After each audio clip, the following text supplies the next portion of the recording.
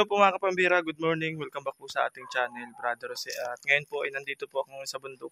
Mag-harvest po tayo ng kakao. As you can see po ay na yan, mga bunga sa taas. Meron po kasi nag-order sa atin sa ibang bansa. Sayang po kasi yung mga kakao ko dito simula po nung umalis po ako sa bundok is napabayaan ko na mag-harvest po ako. Titinan ko po ngayon kung marami pa tayong ma-harvest. Kasi ngayon po ay, ayan, fruiting season po ngayon ng kakao. Ayan po, nasa taas. Yan, naninilaw po sa taas. Ayan. Tapos pupunta po tayo dun sa taas, sa bundok. Doon po tayo mag-harvest. Samahan niyo po ako mga kapambihira. Ito po muna yung vlog natin ngayon. Mag-harvest lang tayo ng kakao. Papakita ko po sa inyo yung ma-harvest natin sa bundok kung ano. Pwedeng saging or kakao. Opo. Dami.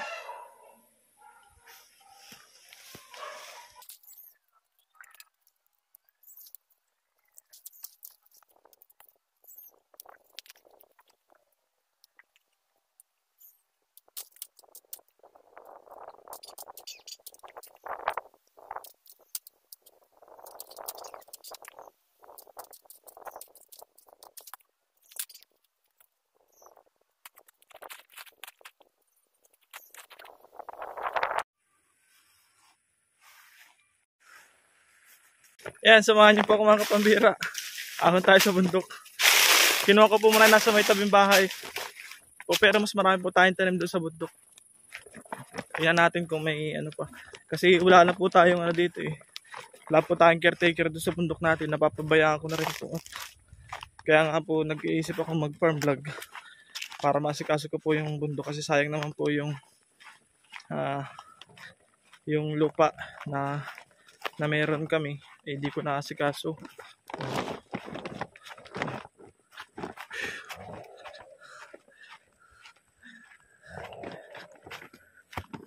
Pagod. Di na ako sanay. Pinapawisan tayo agad. Ang bira yan. Nung nandito po ako, tinatakbo-takbo ko lang po ito. Nung dati pa po kami nakitara dito. Tumatakbo-takbo lang po ako dito. Ay hala. Di ko pala dala yung panungkit. Saglit lang. Paano kaya? Ay hindi na. Akyatin ko na lang. Nalimutan ko yung panungkit eh. Akyatin ko na lang po. Kaya magputol na lang ako ng ibang panungkit. Babalikan ko po yan, mga kakao na yan. Dito po muna tayo sa Nyugan. Kasi yan, luto rin po namin yan. Ay ano, sayang yung mga kakao, napapabayaan na po. Kaya mas gusto ko sana pong mag-farm vlog. Kasi mas maganda rin pong manirahan sa gantong probinsya, sa bundok, sa bukid. Kasi maraming puno, presko ang hangin, sariwa ang hangin. Ito pong nilalakadan ko eh. Karatig lupa po namin to.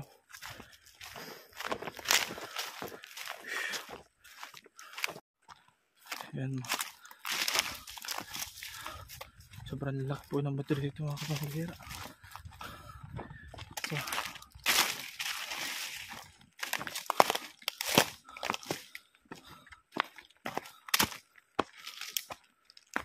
ayan.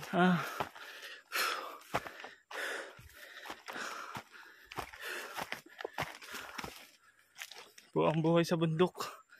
Grabe.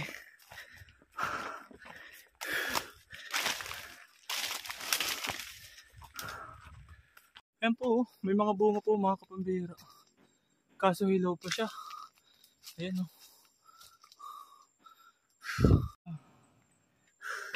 May mga namumunga pa naman pala po dito sa likodan ko. Yung mga kakao natin dito. Kaya lang, hilaw pa po. Hilaw pa siya. Pagod ah. Ay, dami rin ng bunga oh. Yung namin. Dami rin dito bunga oh.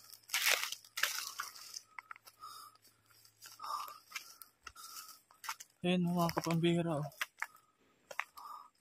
Ayun pa.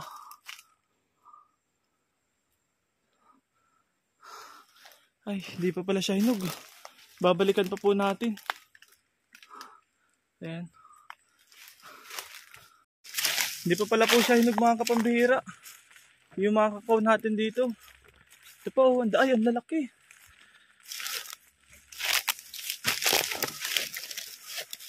Dapat malinisan pala to. Ayan oh. Ayan po, nasa taas oh. Sa taas, ayun. Yung bunga. Ayun. Sa taas.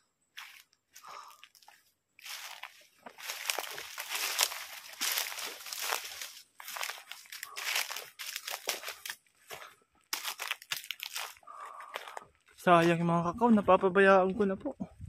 Grabe. Ito pa po. Ay, may babalikan pa tayo. Ayan oh. Ito parang hinog-hinugin na to ah. May bahad na. Ay, hinog na. Ayan, ibig sabihin po hinog na yan, may konting dilaw na po siya. Kuhain na po natin, baka maunahan pa tayo ng kalaban. Marami po tayong kalaban dito. Daga, hayop, saka tao. Ayan. Kasi kinakain din po yan ng mga tao.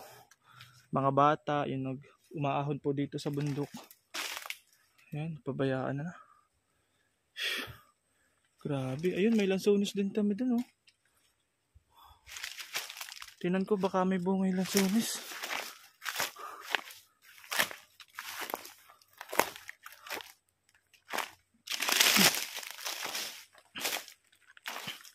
Ay, walang bunga.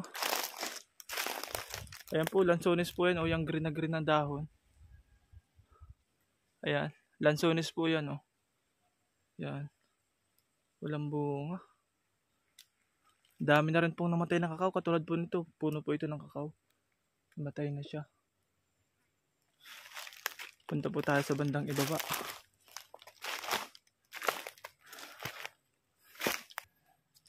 Ito pa lang po yung na-harvest natin oh. Ayan. Mga kapambihira, challenging talaga po ang farming. Kasi lalo na po dito sa atin. Ayan, nasanay po ang mga tao sa nyugan, sa nyug. Kaso po sad to say po ang nyug po, ang coconut industry po ay hindi po masyadong nag-boom na sa atin dito kasi marami na po nagsilabasan, marami na pong kompetensya. Marami na pong kompetensya sa langis, may palm. Meron na po tayong palm na pinagkukunan ng bagong langis, mga palm tree. Opo. Yung mga palm oil, vegetable oil. Kaya po medyo bagsak po ang presyo ng nyug. Ayan yung ating nyugan. Ayan. As na doon po yung bato sa taas. Yung inaakitan. Pwede ko bang ipasilip sa inyo? Nakita na po ito ng mga dati nating viewers. 1 year ago na yata po yun. Diyan. Magpa-farm vlog po tayo ulit dito. Doon sa bandang ibaba kasi hawan pa po doon. Dito po kasi nyugan na pag ang isang nyugan po, mahirap na po siyang taniman ng mga ibang commodities o ng ibang mga halaman kasi shaded na po siya. Ang pwede lang po maka-adapt dito is yung mga halaman, yung mga commodities na makaka-adapt sa shaded area, katulad po ng kakao. Pero sa observation ko po is hindi talaga po gaano rin gumaganda kasi nga halos wala na po nakukuhang araw, na sikat ng araw yung ating kakao, kaya hindi rin nakakayabong. Besides, napabayaan din po talaga natin.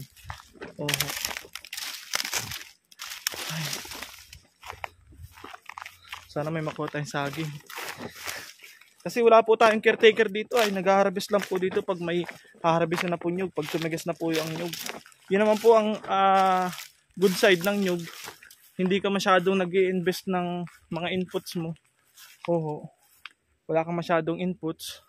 Makaka-harvest ka every 45 days. Opo, yun po ang kagandahan sa nyug. Unlike sa palay po is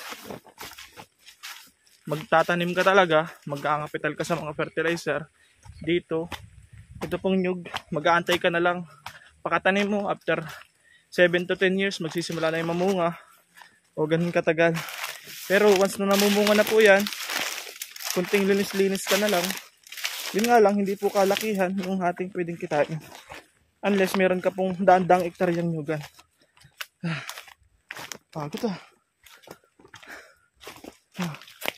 laki na ng pinagbago dito mga kapambira.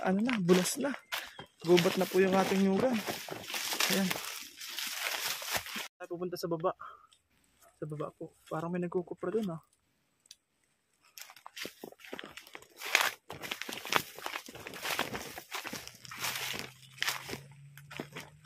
Doon po tayo pupunta. Diyan sa baba.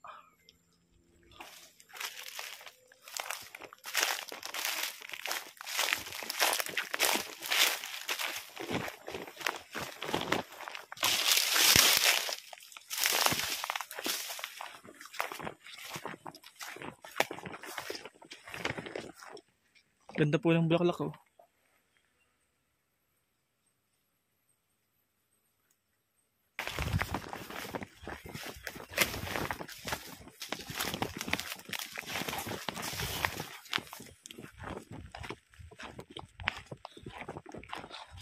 Grabe. Daming damo. Dapat dito mag-alaga ng kambing para maubos-ubos yung mga damo.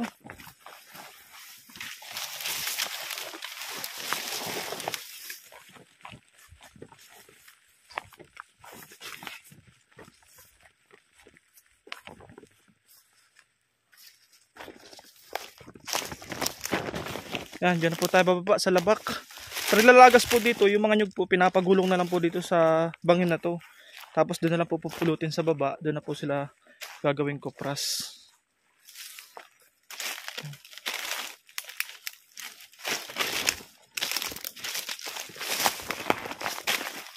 Kung meron nga lang po akong malaking pera o magiging ka-partner as a investor, pwede po itong i-develop.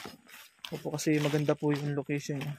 Saka yung inakitan po na bato, pwede po yung gawing tourist spot, tourist attraction. Ayan. Pag pupunta ka talaga po dito is mag-hiking ka. Grabe po mga kapambihira ang tarik na inakitan natin. Wala nang puro nyug na lang talaga po ang produkto. Wala nang masyadong produkto. Nagkanda maratay na rin yung mga saging.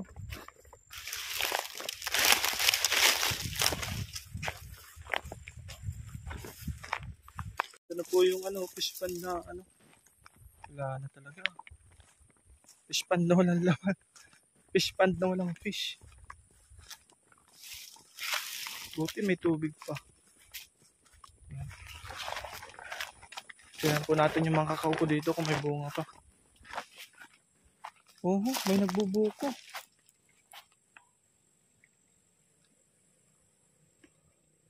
Ito mga kapambihira, bagong pinagbukuhan lang. Sino kayo may gawa nito?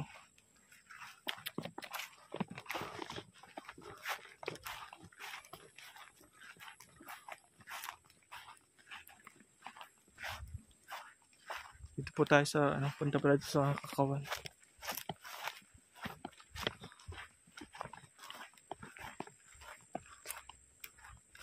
Ay, parang wala din bunga.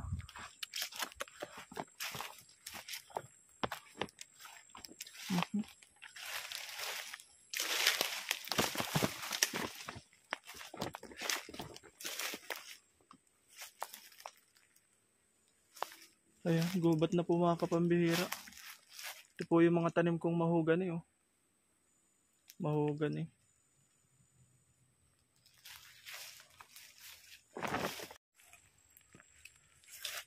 Ayan mga kapambihira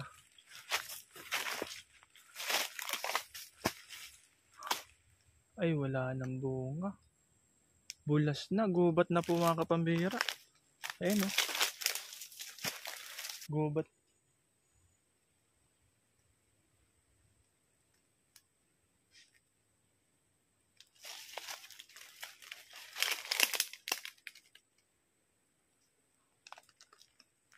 Ayan. Gubat na po mga kapambihira. Linisan ta muna. Sayang. Ayan, gubat na po mga kapambihira yung ating mga tanim. Hindi na po namunga ng maayos. Yung naandun lang po sa may bandang itaas yung may mga bunga, pwede po nating balikan. Ayan.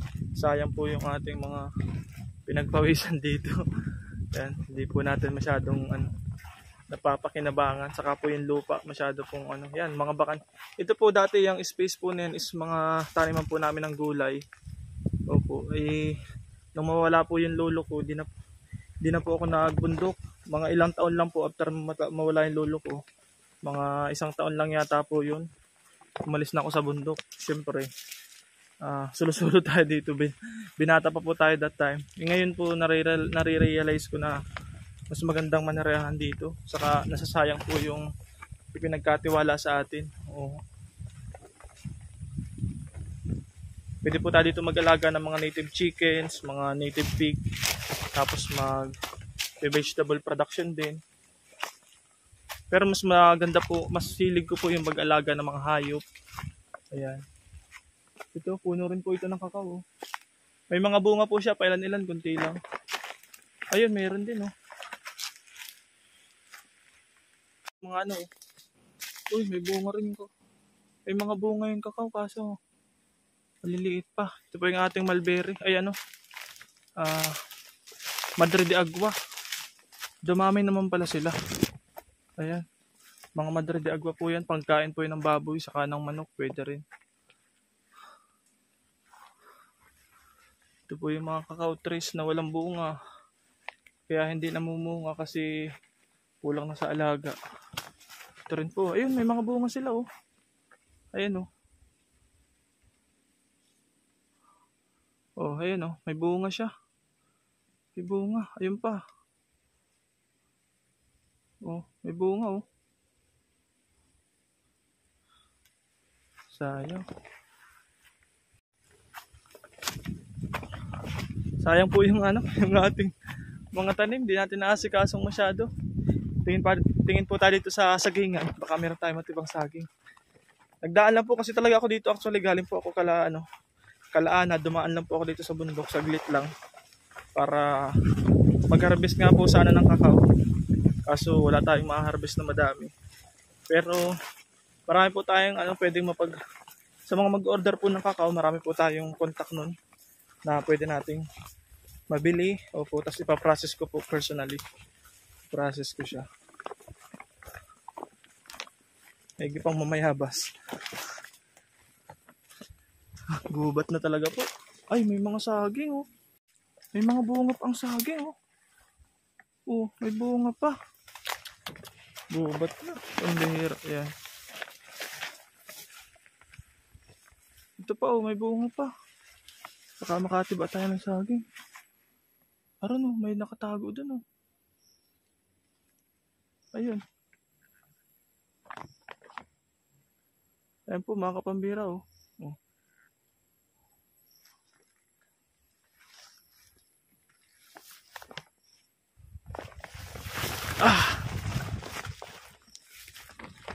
Ayun, naroon, oh. Naghirinog na.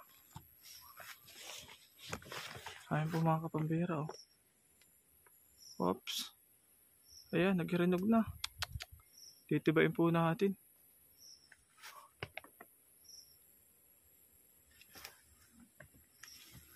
Ayun pa. Ayun pa. Grabe, napapabayaan na po natin, mga kapambira.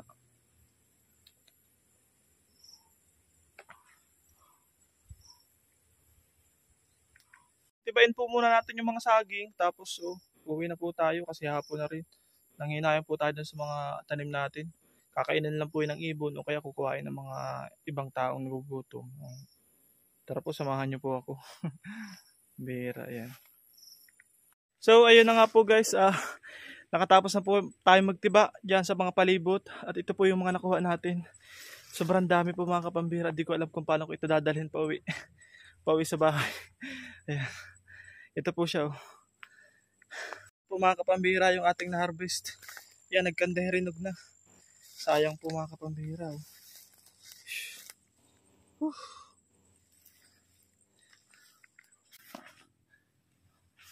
Sobrang dami po, mga kapambira, nito. Kailangan po ay madala natin ito pa uwi sa bahay. Kasi masasayang po ito pag di po natin kinuha. Katulad po nito. Nasaan ba yun? Tulad po nito, hinog na sa puno. Ayan, oh. Sobrang sayang po, mga kapambira. Kain tayo, merendal tayo. Sayang po. Dami po dito nasasayang na pagkain. Kaya nag-iisip po ako talaga na mag-farm vlog ulit dito.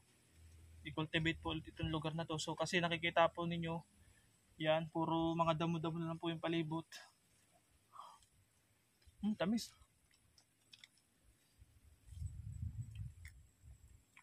Problema ko kung paano ito dalhin.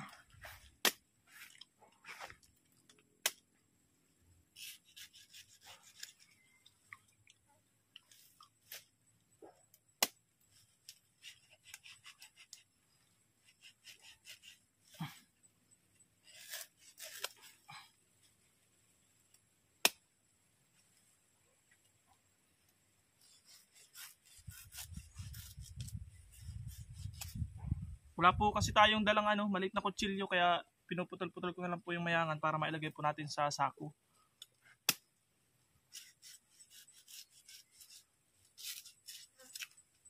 Ganito po ang buhay sa bundok, marami kang pagkain pero sad to say po, ang hirap ng kaperahan sa bundok kasi para ma-convert pa ito sa pera, ilalako mo pa to, ibebenta mo pa, tapos dapat yung produkto mo maganda quality.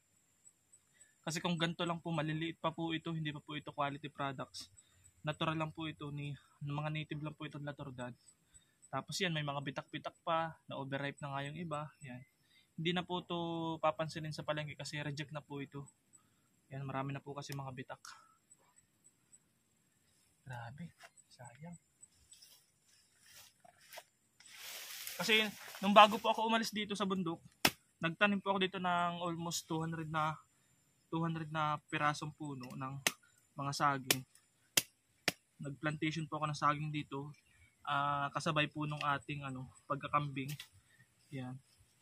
Kaso po na bored po ako dito. Kasi binata pa po tayo ng time na yun. Siyempre, nag-explore din po tayo sa labas. Yan, nag-explore din tayo sa labas. Kung anong buhay sa labas. At mas maganda pala yung buhay sa bundok. Madaming pera sa labas pero hindi payapa. Pag nandito ka, masipag ka lang magtanim. Marami kang pagkain. Yun nga lang, wala ka talagang pera. Hindi ka dito magugutom pero wala ka talagang pera. Kailangan makuha mo yung tamang diskarte para magkapera ka. Kasi pag hindi mo ito na-convert sa cash, wala to. Hindi. Mauumay ka naman sa sobrang dami ng pagkain. Hindi mo naman po ito kayang ubusin lahat. Yan mga kapambihira.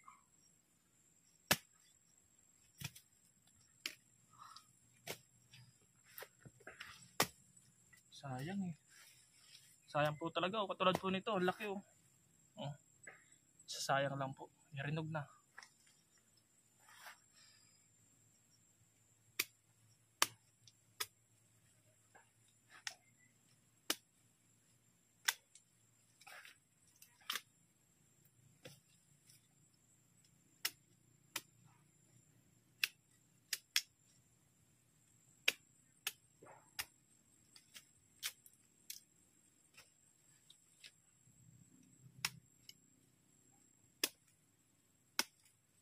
Buti po nagdaan tayo dito kasi kung di tayo dito nagdaan, bulok na to, hindi na to mapapakinabangan. As in, wala na dito makakain kahit isa.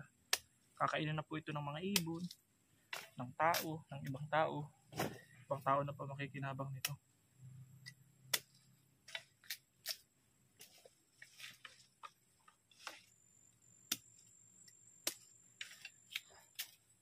Yan. Pag magpa-farm vlog po tayo dito, kailangan ko talaga po ng isang tao na mapagkakatiwalaan na dito mag-i-stay kasi for the meantime po kasi talaga hindi ko talaga po kaya pang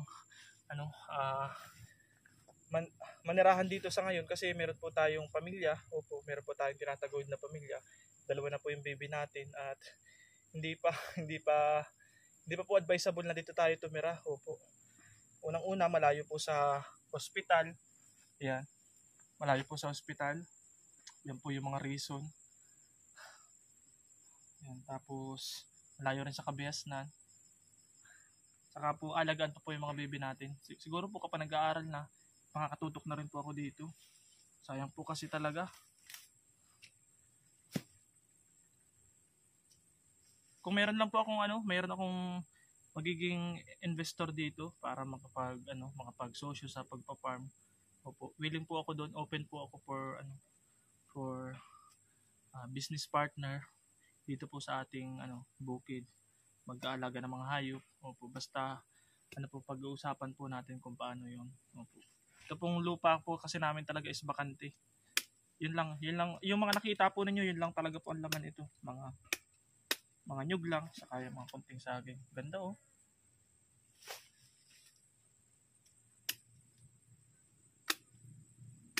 Maganda po dito magkaroon ng mag-native chicken production, tapos bebenta natin sa bayan yung mga karnihing manok. Yan, sarap nun. Tinola. Kasi bihira na po ang ganun ngayon, puro broiler na po yung kinakain ng tao. Mga na po, may mga growth hormones na po yun. Hindi na masarap higupin yung sabaw. Hindi na malasa.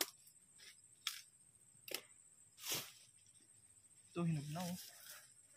Sayang.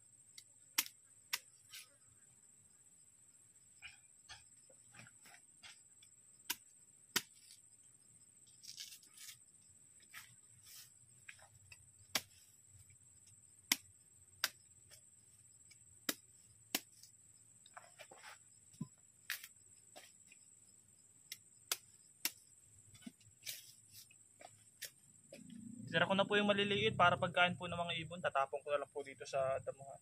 Kasi may mga ibon din po na kailangan mabuhay.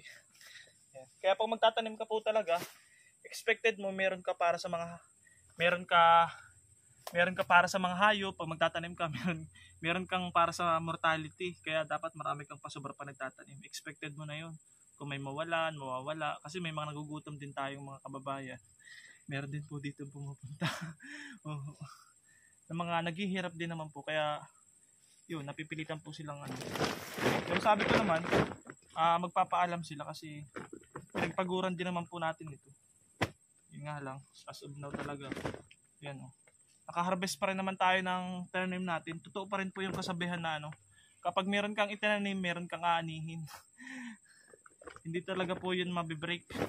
Isa po yun sa principles na hindi mabibreak. Natural law. Parang yung pong karma na sinasabi. Kung ano yung tinanim mo, mag-aani ka. May katapat lahat ng ginagawa natin. So yan, nag-aani na po tayo. Kaya lang, talaga. Nag-aani na tayo mga kapambira. Dami. Parang puno dito sa baga.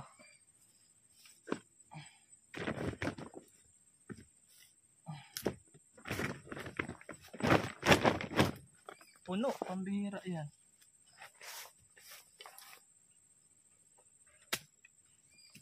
Napingas.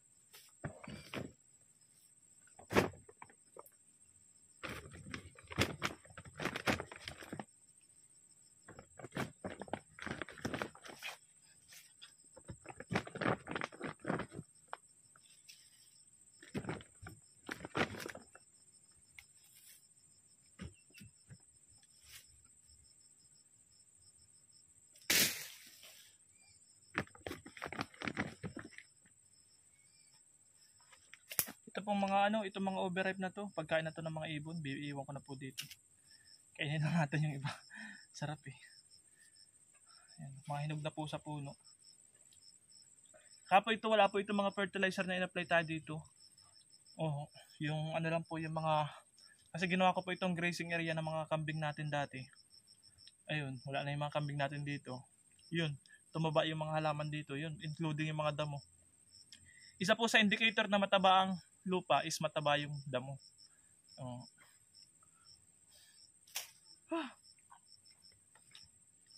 Sayang. Tanggalin lang natin yung may mga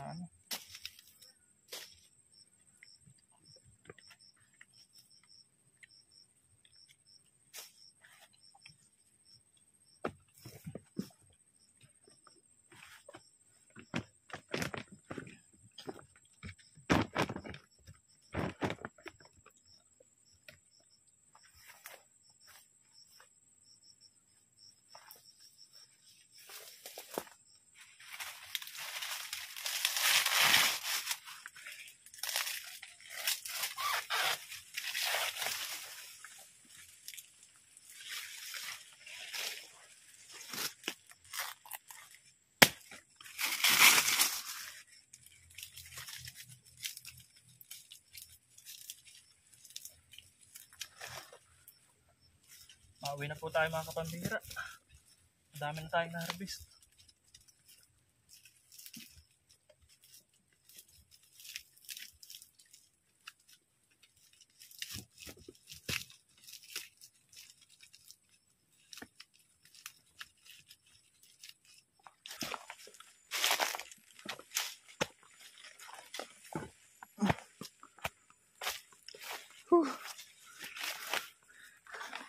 Dami nating mga harvest. Tagumpay tayo mga kapambira.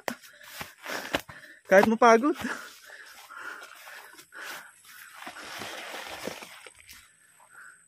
Kahit mapagod po. Grabe. Ngayon na lang po ulit tayo nakaahon sa bundok.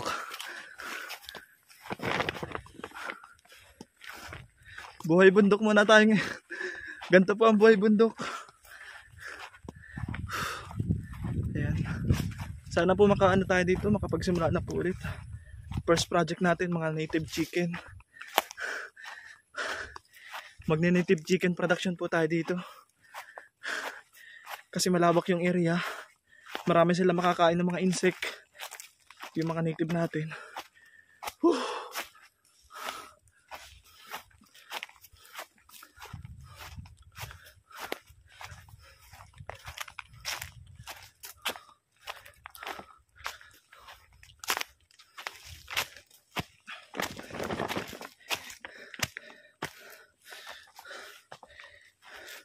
Kung bibilhin po ito, siguro mga ano lang po ito. Mga siguro mga 300 pesos. Ganun lang po siya kamura. Kaya kung yung mga kung iisipin ng iba, ba't pa daw sila magtatanim, pwede naman bumili na lang.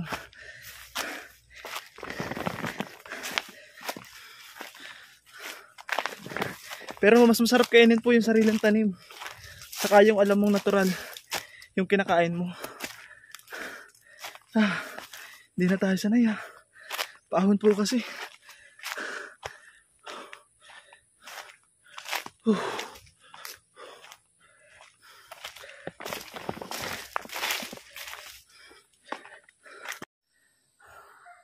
Ayan po mga kapambira, nagpahinga po tayo kasi medyo malayo-layo po. Pag may karga po tayo, ayan. Pag meron po tayong dala-dala, hindi po kaya ng diretsuhan lakad. Kailangan magpahinga din kasi mapagod. Pawisan po tayo mga kapambira. Pero malapit na po tayo. Nandiyan na po yung bahay namin no, sa unahan. Lagpas na po tayo sa kalahati. Nasa labas na rin po tayo ng lupa namin. Opo. Ayan. Sayang po talaga yung ano. Kaya napapaisip ako kung ano, askasuhin ulit. Opo, makipagsapalaran ulit sa pagpa-farm. Kasi nangihinayin po ako dun sa lupa na meron tayo. Hindi natin napapakinabangan ng husto. Opo, di po natin na ma-maximize yung gamit niya. Nyug lang talaga as of now. So, marami tayong mga plano para dyan. Kaya lang, di pa natin alam kung kailan po magmamaterialize, kung kailan po mangyayari. At salamat po sa mga sasama sa akin sa journey sa pagpa-farm vlog natin. Sa mga susunod po siguro. Opo, magpa-farm vlog tayo, magbibigay tayo ng mga tips, ideas kung paano mag-farm. Oho. Kasi yan. Yan. Dati na po tayo diyan galing.